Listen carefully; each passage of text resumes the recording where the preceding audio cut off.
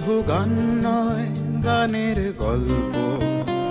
সে ডানা মেলে উড়ে যায় অল্প অল্প একদিন, প্রতিদিন একদিন প্রতিদিন।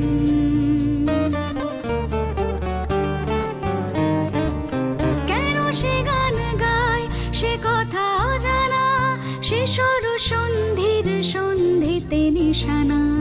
কেন সে গান গায় সে কথা অজানা, সে সর সন্ধির সন্ধিতে নিশানা। সে কাকে ডাকে কে মনে রাখে, আলো ছায়া মাখা হারানো দিন। সে শুধু গান নয়, প্রাণের স্পন্দন, যার কথা মালা হয়ে ওঠে চন্দন সুবাসে প্রতিদিন, একদিন প্রতিদিন।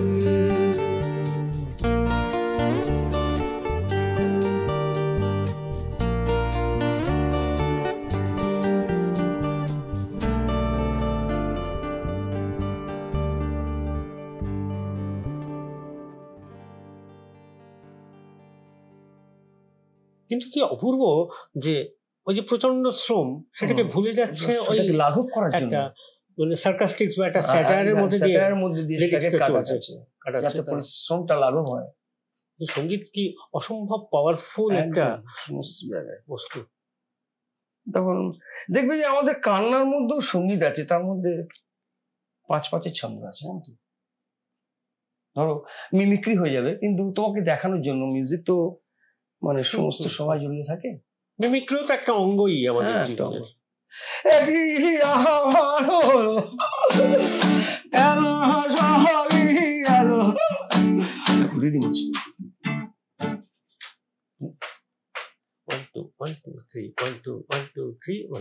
বাহ, কিন্তু এই প্রশ্নটা আমার মনে, যেহেতু আমিও ওই একইভাবে সঙ্গীতের সঙ্গে জড়িয়ে গেছি, এই প্রশ্নটা খুব আসছে গত কয়েক বছর ধরে, যে লোকসঙ্গীত মানেই কি কিছু চিৎকৃত ধ্বনি একটা, বা তার সঠিক শিক্ষা বা তার সঠিক সময় না বুঝে কতগুলো গানকে যে কোনো সিচুয়েশনে গাওয়া, আর তাতে মানুষ নাচের জন্য সেই গানকে বেছে নিচ্ছে। সবসময় দেখবে যে তুমি যেটা প্রশ্ন করেছিলে যে লোকসঙ্গীত মানেই যেন খুব উপরে একেবারে চেঁচিয়ে মেচিয়ে গান, একেবারে মানে উচ্চকিত একেবারে ব্যাপার। এবার কি হয় দেখো, সবাই আমার গ্রাম থেকে মাটির গান শিখে এসেছি। শোনো, মাটি যারা দিনের সারাদিন পরিশ্রান্ত করে পরিশ্রান্তের ক্লান্তি মেটাতে গান শুনতে আসে, যে গ্রামে লোকটি ভালো গান গায় তার কাছে শুনতে আসে, তাই না? তার মধ্যে সেখানে শৈলীর ব্যাপার রয়েছে। হ্যাঁ, এখন আমাদের এখানে ওই মাচা আর খাঁচার ডিভিশন কেউ জানে না, যে মাচায় গাইলে আমি কোন স্কেলে গাইবো লাফিয়ে লাফিয়ে, প্রান্তরের গান কি হবে আর আখড়ার গান কি হবে, মানে আমি যখন ক্লোজ ডোরে গাইছি সেইটা তারা মানে তারতম্য করতে পারে। এটা খুব হন্ট করে, তার কারণ হচ্ছে যে এটা তো একটা ফর্ম অফ মিউজিক, এটা বিগেস্ট ফর্ম অফ মিউজিক। একদম সারা পৃথিবীর রুট যার মধ্যে লুকিয়ে রয়েছে, সেইটা নিয়ে মানে এটাই জানা গেল আর কি প্রায়। একদম। ধরো আমি তোমাকে বলছি, ধরো একটা রাঢ়বঙ্গের বাউল, মহাজন বাউল, সেটা গাইছি আমি, দেখো ডিতে গাইছি। হ্যাঁ, ভৈরবী রাধারে আছে, হরি পদে ভক্তি দিতে না রে শক্তি, হরি পদে ভক্তি দিতে না রে শক্তি, আসক্তি নিবৃত্তি দিতে না হলে হরি কি বিনা সাধনেতে মিলে, হরি কি বিনা সাধনেতে মিলে, হরি কি বিনা সাধনেতে মিলে।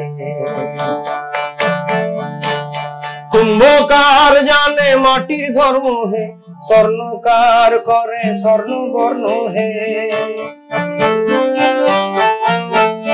কুম্ভকার জানে মাটির ধর্ম হে, স্বর্ণকার করে স্বর্ণবর্ণ হে। জঙ্গলের পাখি পিঞ্জিরাতে রাখি, জঙ্গলের পাখি, জঙ্গলের পাখি পিঞ্জিরাতে রাখি, না শিখালে রাধা কৃষ্ণ কি বলে, হরি কি বিনা সাধনেতে মিলে, হরি কি বিনা সাধনেতে মিলে, হরি কি বিনা সাধনেতে মিলে। এই আখড়ার ডিজাইন। এখন তুমি যদি এটাকে স্কেল বাড়িয়ে, যেহেতু দেখছো তুমি সা অব্দি যাচ্ছে, টনিক আপার টনিক অব্দি যাচ্ছে, তাই তো স্কেলে, তো সেখানে তুমি যদি প্রান্তরে এফ করো তাহলে সেটা মানায়। কিন্তু যখন তুমি হলে গাইছো সেখানে লাফালাফি করে গ্যাঁজার করে কি দরকার? তা গানের মূল যে আখর, যে বাণী, সেটাই যাবে হারিয়ে। অর্নামেন্টেশনটাই প্রায়োরিটি পাবে, আর ওই চিৎকার এই হবে, সেখান থেকে কিছু আউটকাম হবে না, বেরিয়ে আসবে না। মানে তোমাকে যে লিরিক্যালি যে পেনিট্রেট করা কিছু, সেটা কিছু হবে।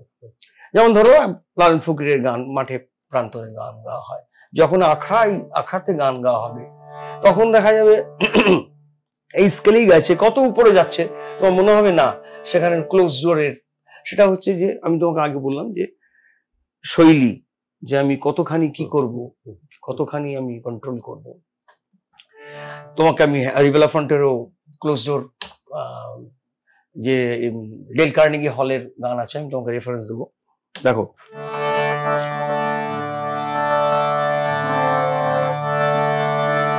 সেই কালা চাঁদ নদে এসেছে, ও সে বাজিয়ে বাঁশি ফিরছে সদাই,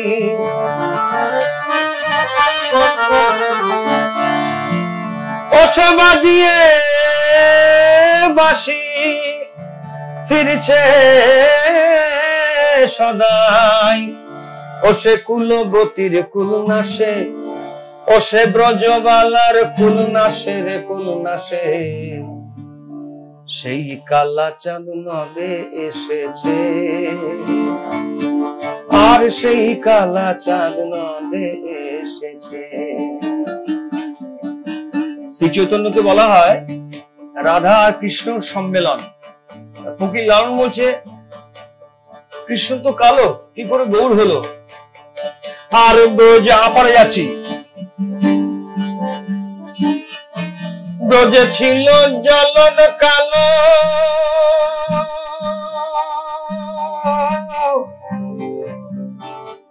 প্রেম সাধন গৌর হলো। এটাই হচ্ছে শব্দ প্রক্ষেপণ। আমি কিন্তু অনেক উপরে গাইছি।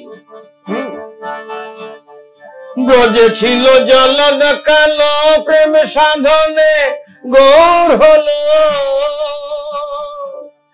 ফকির লালন বলে চিহ্ন কেবল,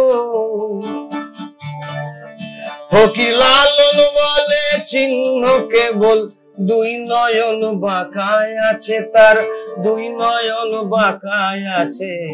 সেই কালা চাঁদ, সেই কালা চাঁদ নদে এসেছে, সেই কালা চাঁদ নদে এসেছে।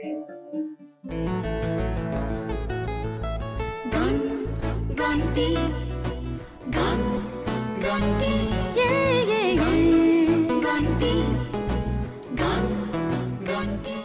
এবার হাফ টোন, সেটা যদি করা যায়, হাফ ভয়েস, যেমন ধরো আমাদের হচ্ছে একটা হচ্ছে বাস, তারপর বারিটোন, তারপর মিডি অক্টেভ, তারপর টেনর, সোপ্রানো, এগুলো, তাই তো?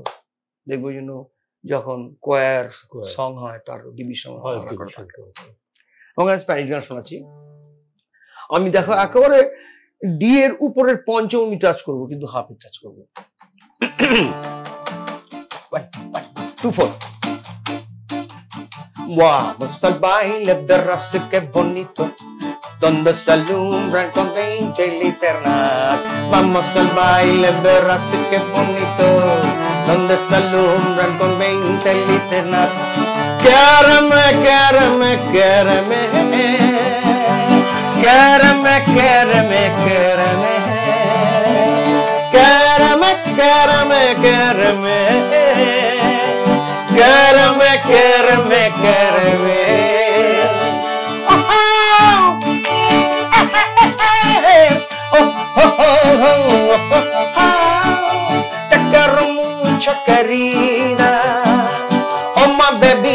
can I hold you? বন্ধু আমার বড় রঙ্গিলা, আমার সাইরা বন্ধু কই গেলা, বন্ধু রঙ্গিলা রঙ্গিলা রঙ্গিলা রে রঙ্গিলা, বন্ধু রঙ্গিলা রঙ্গিলা রঙ্গিলা রে রঙ্গিলা, বন্ধু রঙ্গিলা রঙ্গিলা রঙ্গিলা রে। এসছে এই সমস্ত গান থেকে অনেক গান এসছে, খালি একটু রেফারেন্স দিই।